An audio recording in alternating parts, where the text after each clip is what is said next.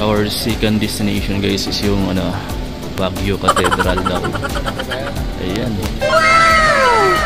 View dito mga amigo. Sa Baguio Cathedral tayo ngayon. 6 AM. Guys, ito yung view sa Baguio Cathedral. Ang daming pine tree. Ito yung cathedral. Ang ganda ng design ng simbahan nila guys, no? Tapos may mga parking dito sa gilid, may mga parking area. Ang lawak din ng parking area nila. Tapos ito, may misa nga yata sa loob eh. Let's check natin. So guys, first time din natin dito. Actually first time natin lahat ngayon dito. So sumali lang ako sa joiners para malibot ko yung Baguio guys, no. Iwan ko kung papasok pa sila dito. Pero ako naghanap ako ng CR.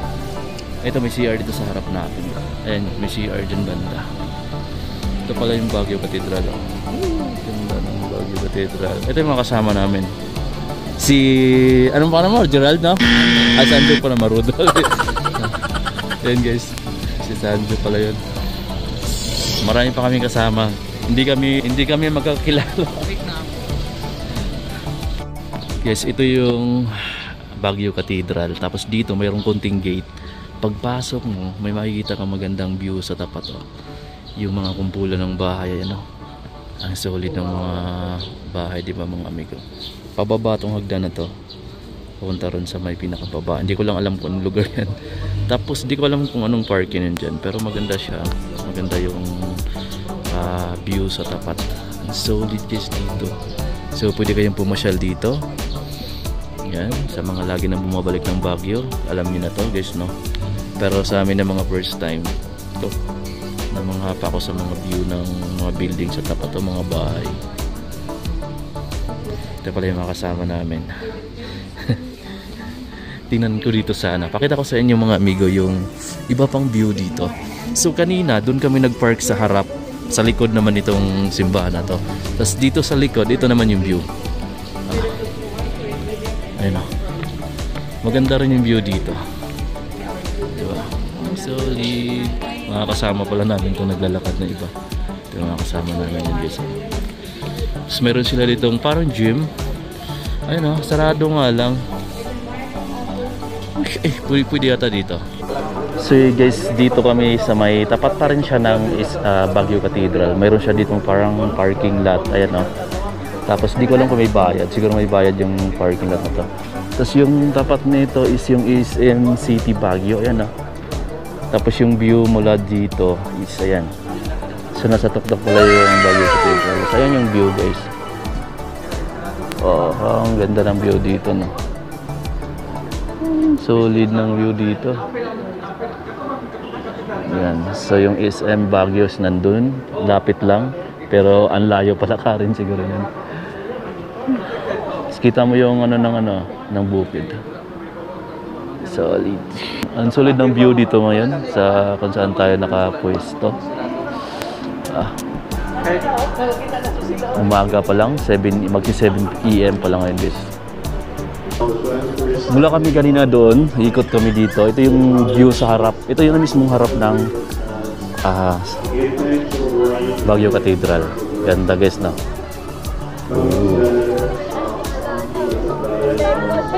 Ginagawa mo! Check natin dito. Ayun yung pinakaharap ng Baguio Cathedral. Ang solid ng view. Baguio Cathedral. So yan, pag napunta kayo dito mga amigo, isa to sa mga maganda pala talaga yung view dito. Tapos eto yung paikot.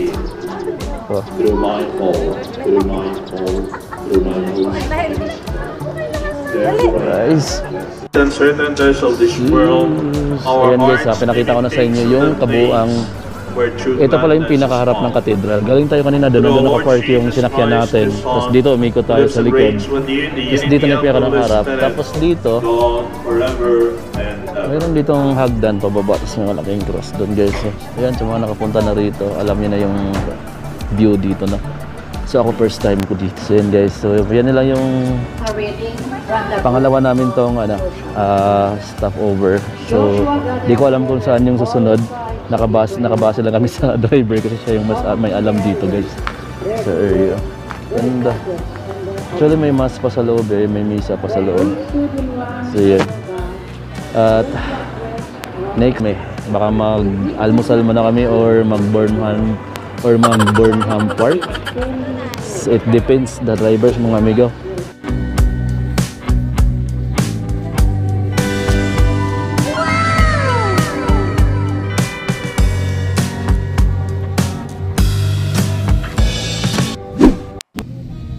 I've seen a lot of change, been through a lot of pain. Some things are not the same as they were a year ago.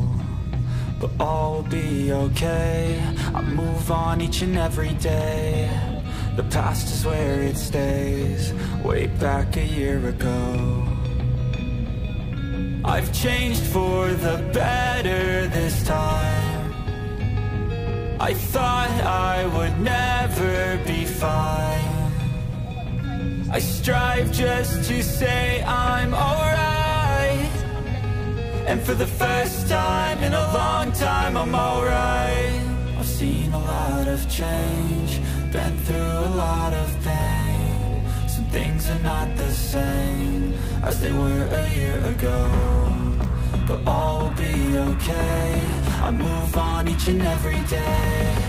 The past is where it stays. Way back a year ago.